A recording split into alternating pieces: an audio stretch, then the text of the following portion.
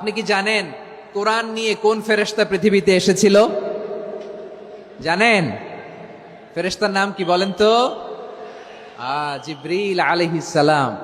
একটু খেয়াল করে শুনেন, কান দুটো খরগোশের কানের মতো খাড়া করে আমার দিকে তাকান।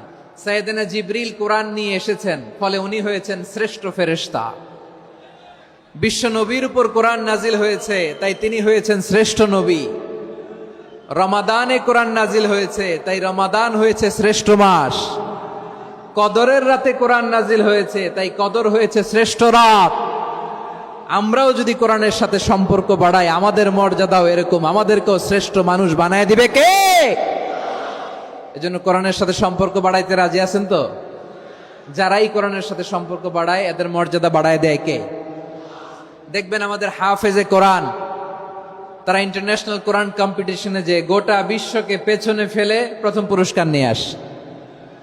এত ছোট ছোট বাচ্চা, ও সমাজ বোঝে না, রাজনীতি বোঝে না, টাকা পয়সা বোঝে না, কিচ্ছু বোঝে না, কিন্তু গোটা বিশ্বে ওকে সম্মানের চেয়ারে আসীন করেছে কে? এই কোরআনের সাথে লাগলে আল্লাহ তাআলা সম্মান বাড়িয়ে দেয়। আমার প্রিয় ভাইয়েরা, আসুন আমরা আলোচনার শুরুতেই শপথ নেই যে আসন্ন রমাদানে আমরা কোরআনের সাথে নিজেদের সম্পর্ককে মজবুত করব ইনশাআল্লাহ। সবাই বলুন ইনশাআল্লাহ। শাবান মাস আসলে, রজব মাস আসলে সাহাবারা কি করতেন আসুন আমরা দেখি কিভাবে তারা রমাদানকে ওয়েলকাম জানাতেন। রজব শাবান আসলেই ওনারা রমাদান পর্যন্ত পৌঁছার আকুতি, আগ্রহ আর ফরিয়াদ আল্লাহর কাছে জানাতেন আর বলতেন, ইয়া আল্লাহ, রমজান পর্যন্ত আমাদের হায়াত বাড়িয়ে দাও। আল্লাহুম্মা বাল্লিগনা রমাদান, আল্লাহ তুমি রমজান পর্যন্ত আমাদের পৌঁছে দাও। আল্লাহুম্মা বারিক লানা ফি রজব ওয়া শাবান ওয়া বাল্লিগনা রমাদান, আল্লাহ রজব শাবানে বরকত দাও, আল্লাহ রমজান পর্যন্ত তুমি আমাদেরকে পৌঁছে দাও। আওয়াজ করে পড়েন আমিন।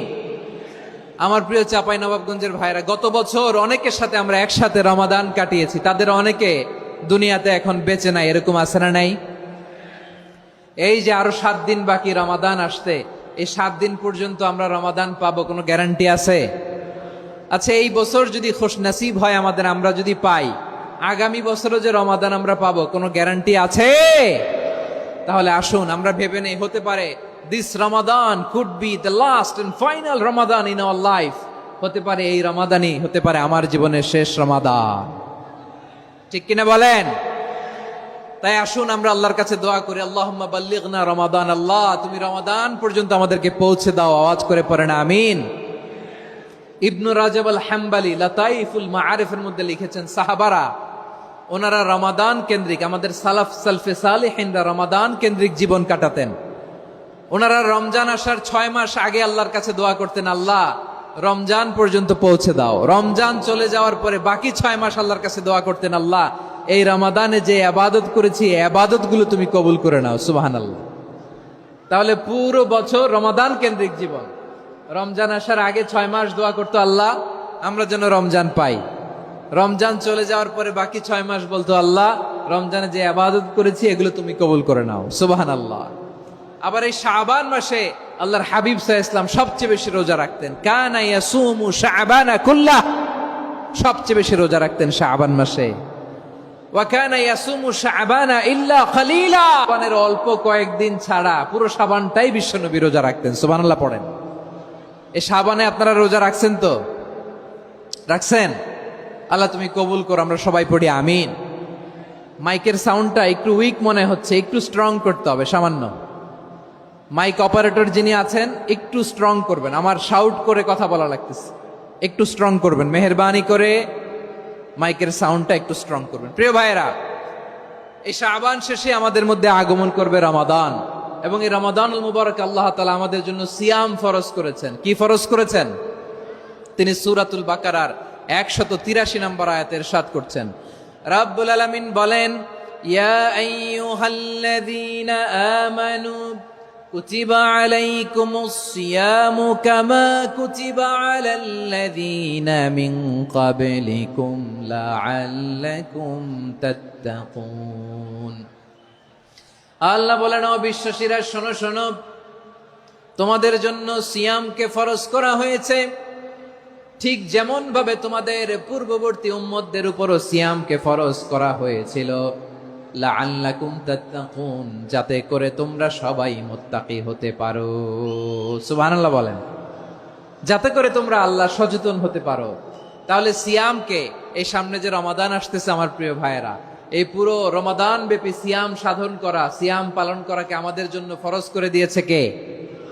রমাদানের রোজা রাখার নফল নাকি?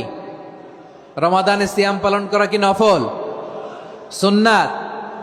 তাহলে কি ফরজ? আওয়াজ করে বলেন, রমাদানের রোজা রাখা কি ফরজ?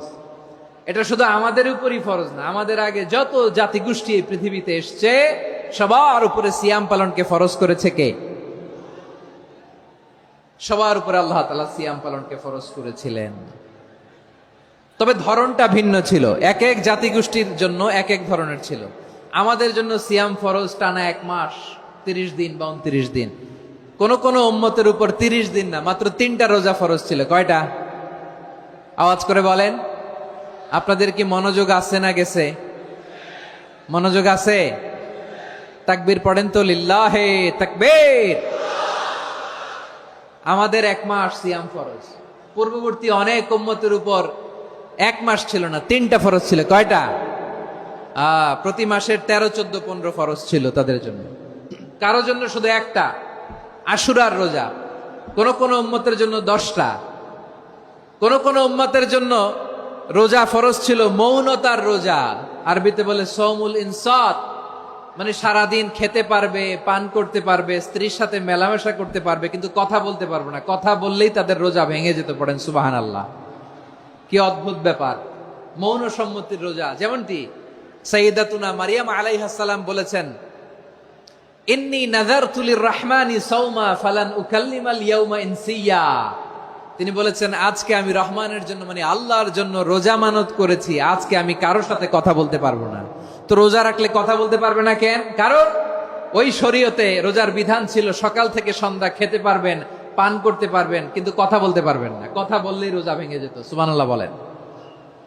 তাহলে সব জাতিগোষ্ঠীর উপরে রোজা ফরজ ছিল, কিন্তু ধরনটা ভিন্ন ছিল। মজার ব্যাপার হচ্ছে, আপনি বর্তমানেও বিভিন্ন ধর্মের দিকে তাকান, বৌদ্ধ ধর্ম, হিন্দু ধর্ম, খ্রিস্ট ধর্ম, তাদের মধ্যেও রোজা আছে। ইংরেজরা, খ্রিস্টানরা এটাকে বলে ফাস্টিং। কি বলে? ফাস্টিং। আমাদের হিন্দু ভাইয়েরা বলে উপবাস। তারা কি বলে? উপবাস। আবার এখন আন্দোলনেরও একটা মাধ্যম হয়েছে এটা, না খেয়ে থাকা। এটারে বলে অনশন। এটারে কি বলে? অনশন ধর্মঘট। মানে আমাদের দাবি না মানলে আমরা খাবো না, রোজা রাখলাম। আছে না নাই? তারপরে আধুনিক বিজ্ঞান এটার একটা নাম দিয়েছে না খেয়ে থাকাকে, অটোফিজি। কি বলে? অটোফিজি। জাপানের এক চিকিৎসা বিজ্ঞানী এই অটোফিজির উপর গবেষণা করে সে নোবেল পেয়েছে। সুবহানাল্লাহ পড়বেন না? এজন্য আল্লাহ তাআলা আমাদের জন্য গোটা রমাদানে এই সিয়ামকে ফরজ করে দিয়েছেন। আওয়াজ করে বলেন আল্লাহু আকবার।